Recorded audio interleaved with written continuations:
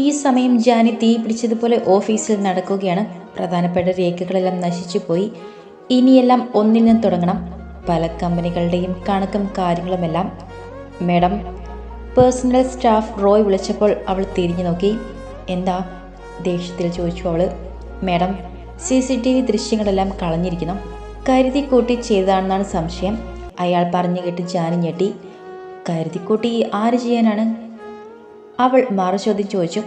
അറിയില്ല, പോലീസിൽ പരാതി കൊടുത്ത റോയ് പറഞ്ഞപ്പോൾ പെട്ടെന്ന് വലതുകരം ഉയർത്തി തടഞ്ഞു ജാനി. വേണ്ട, എനിക്കൊരു പരാതിയുമില്ല. എന്നിട്ട് വേണം ഓരോന്നും കണ്ടെടുത്ത് അതിൻ്റെ പിന്നാലെ നടക്കാൻ. പോയത് പോയി.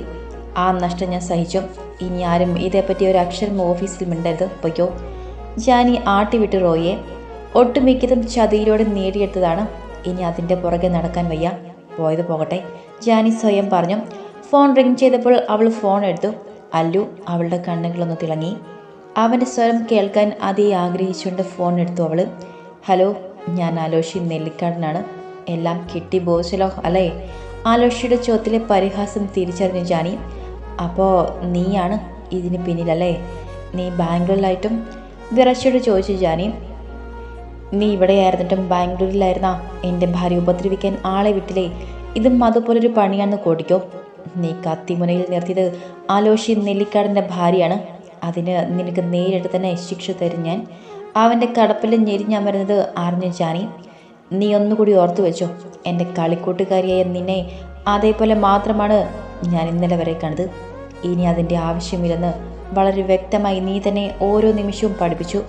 അതുകൊണ്ട് ഇനിയൊരു ദാക്ഷിണ്യം എന്നിൽ നിന്ന് പ്രതീക്ഷിക്കരുത്. ഇതോടെ എല്ലാം തീർന്നു.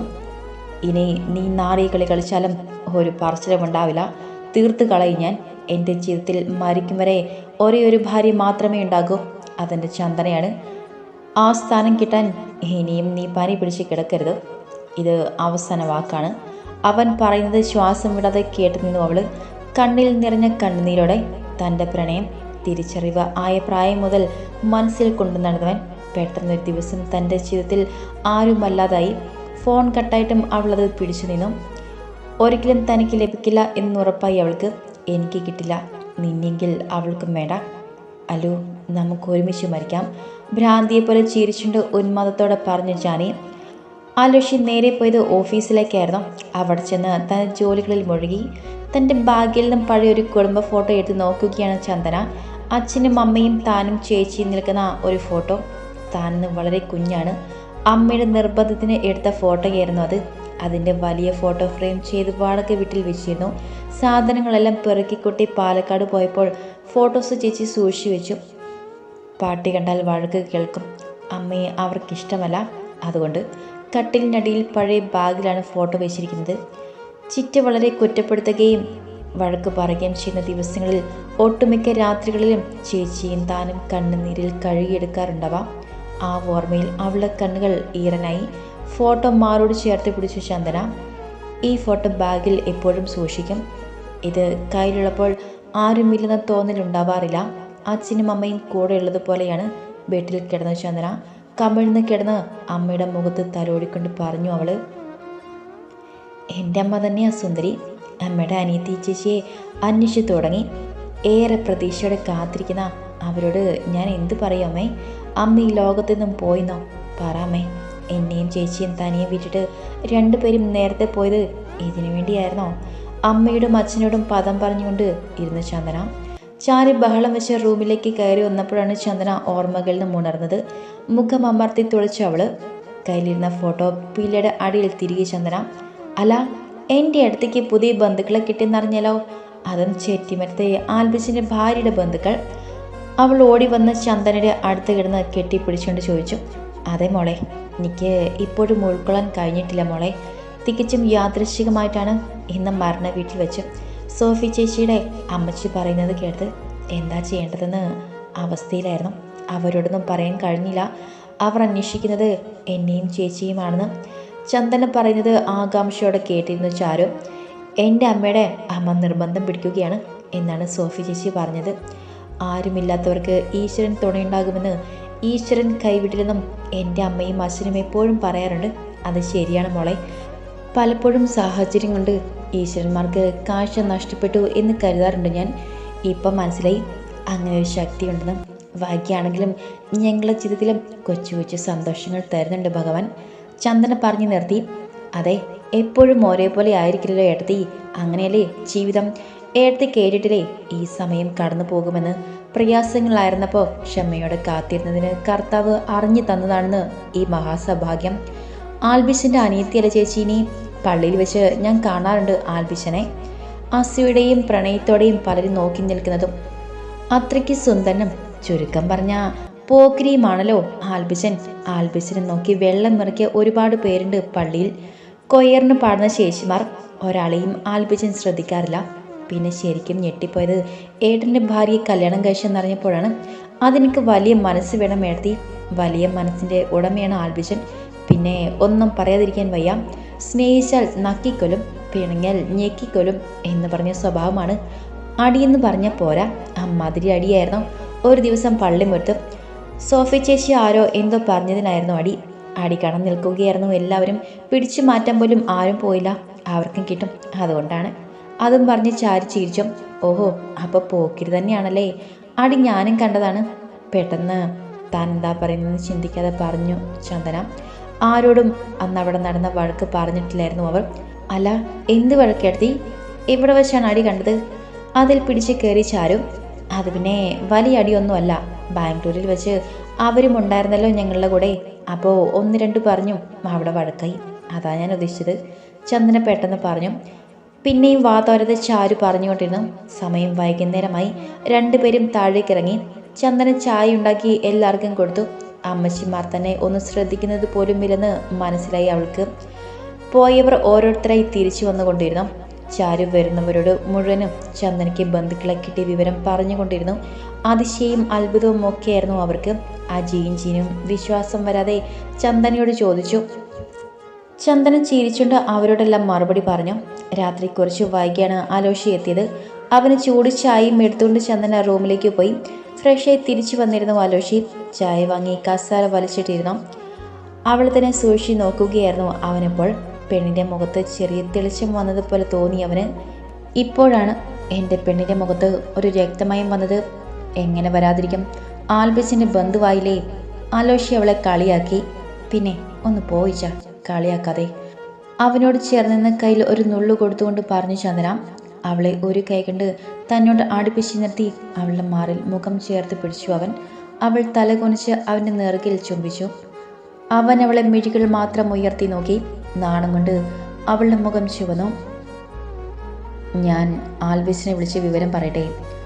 അവളെ ശരീരത്തിലും അടർത്തി മാറ്റി പറഞ്ഞു അവൻ. ചായ കുടിച്ച് കപ്പ് മേശപ്പുറത്ത് വെച്ച് ബാൽക്കണിയിലേക്ക് നടന്നു. ഫോണിൽ ആൽബിയുടെ നമ്പർ എടുത്തുകൊണ്ട് ചന്ദനയും അവൻ്റെ പിന്നാലെ പോയി. അവളും ആകാംക്ഷയിലായിരുന്നു. ആൽബിഷൻ എന്തു പറയും എന്നറിയാൻ. ഒരു പ്രാവശ്യം ബെല്ലടിച്ചു നിന്നു. അലോഷി അവളെ നോക്കി വീണ്ടും ഡയൽ ചെയ്തു. ഹലോ, ആൽബിയുടെ സ്വരം കേട്ടു അലോഷി. ആൽബിഷൻ തിരക്കിലാണോ? അലോഷി ചോദിച്ചു. എന്നതാടാ, എന്തെങ്കിലും പ്രശ്നമുണ്ടോ? ആൽബി നെറ്റി ചുളിച്ചുകൊണ്ട് ചോദിച്ചു. ഒരു ഗുഡ് ന്യൂസ് പറയാനാണ് ആൽബിഷ. അലോഷി ചിരിച്ചുകൊണ്ട് ചന്ദനയെ നോക്കി. ആഹാ, എന്നതാ? നീ അപ്പനാവാൻ പോവാന്നോ? ആൽബിഷൻ ചോദിച്ചു കേട്ടപ്പോൾ അലോഷിയുടെ മുഖത്ത് ഒരു നാണം വന്നു. ഏയ്, അതൊന്നുമല്ല ആൽബിച്ച. ഞാൻ പറയാൻ പോകുന്നത് ആൽബിച്ചിന് ഹാപ്പി ന്യൂസാണ്. അതേ സസ്പെൻസിൽ തന്നെ പറഞ്ഞു അലോഷി. വളച്ചു കെട്ടത് കാര്യം പറ അലോഷി. നിനക്കറിയാലോ എനിക്ക് ക്ഷമയെന്ന് പറഞ്ഞത് അടുത്തുകൂടെ പോയിട്ടില്ല. ആൽബി അക്ഷമയിൽ പറഞ്ഞു. എനിക്കറിയാലോ സ്വഭാവം. നമ്മുടെ രണ്ട് വീട്ടുകാരും ബന്ധുക്കളാകാൻ പോകുന്നു എൻ്റെ ഭാര്യ ചന്ദന മുഖാന്തരം. ആലോഷി പറഞ്ഞപ്പോൾ ആൽബി ബെഡിലിരിക്കുകയായിരുന്നു. സോഫിയെ നോക്കി. ഫോൺ സ്പീക്കറിൽ ഇട്ടുകൊണ്ട് സോഫിയുടെ അടുത്തേക്കിരുന്നു ആൽബി. എന്നതാ, കാര്യം പറ? ആൽബി സീരിയസ് ആയി ചോദിച്ചു. അതെ, ഇന്ന് സോഫി ചേച്ചിയുടെ അമ്മച്ചി പറഞ്ഞതെല്ലാം ചന്ദന അവിടെ ഇരുന്ന് കേട്ടു. സോഫി ചേച്ചിയുടെ അമ്മച്ചി അന്വേഷിക്കുന്ന ചേച്ചിയുടെ മകളാണ് ചന്ദന.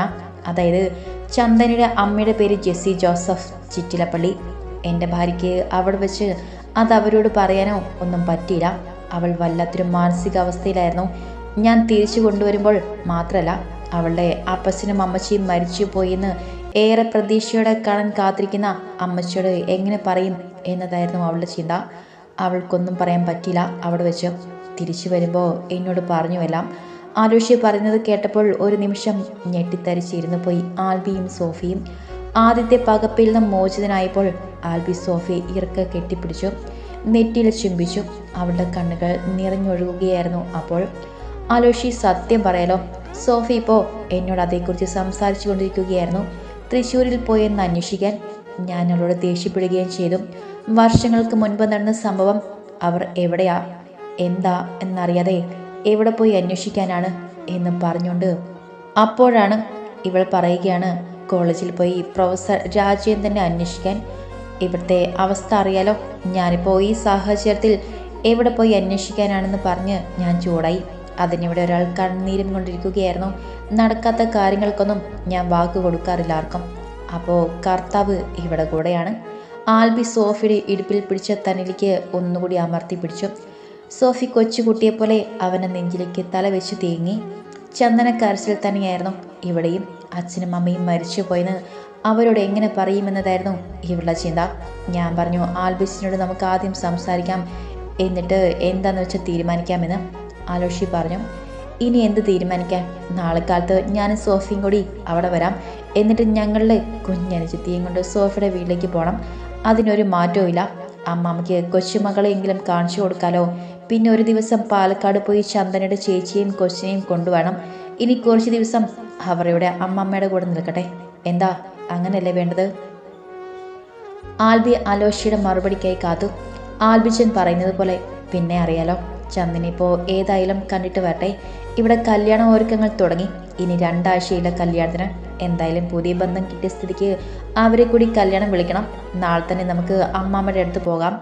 ആലോഷി പറഞ്ഞപ്പോൾ ചന്ദന അവനെ മുറുകെ കെട്ടിപ്പിടിച്ചു. അവളുടെ കണ്ണുനീരാൽ അവൻ്റെ നെഞ്ചു നനഞ്ഞു. അവളുടെ പുറത്ത് ഒരു കൈ കൊണ്ട് തഴുകി തലോടി അവൻ. ശരി, നാളെ കാണാം.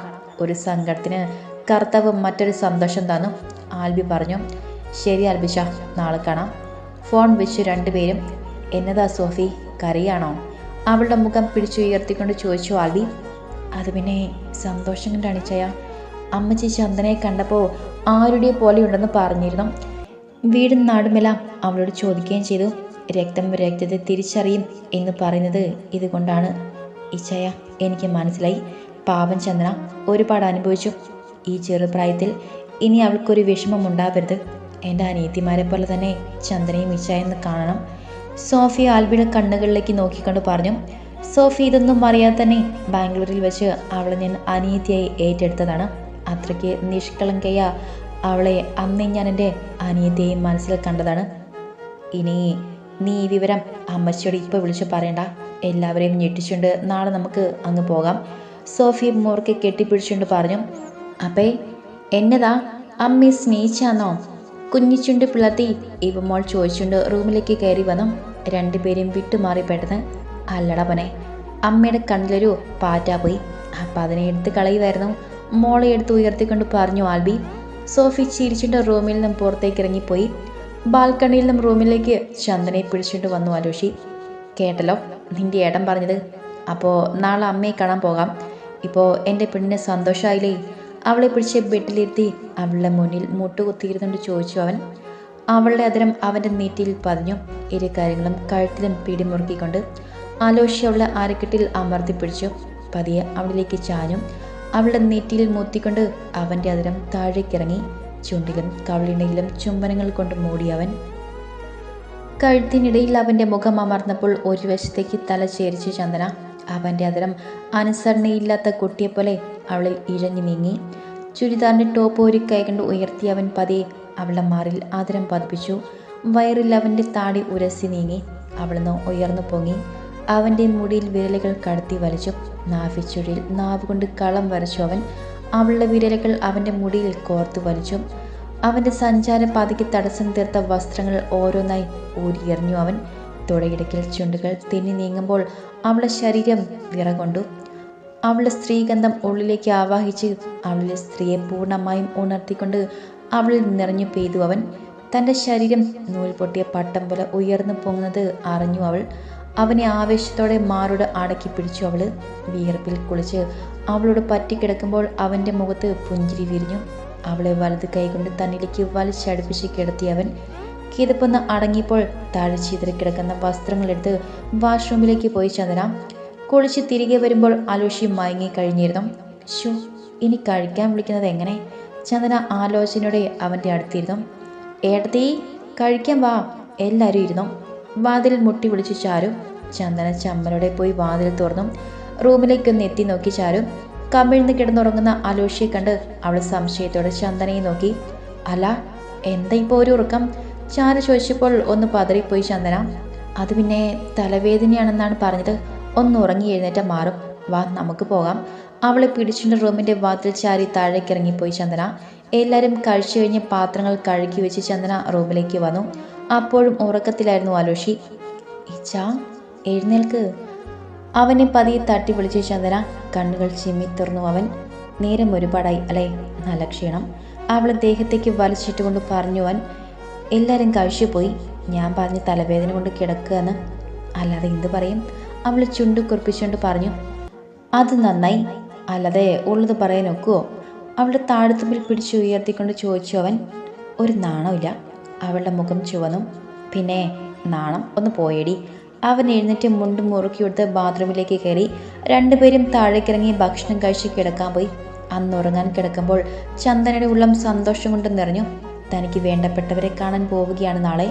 ഓർക്കുമ്പോൾ തന്നെ അവളുടെ മനസ്സിൽ തുടി കൊട്ടി. പോയി വന്നിട്ട് വേണം ചേച്ചി വിളിച്ചെല്ലാം പറയാൻ.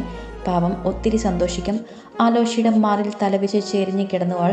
ഉറക്കം രണ്ടുപേരുടെയും കൺപോളകളെ തഴുകി.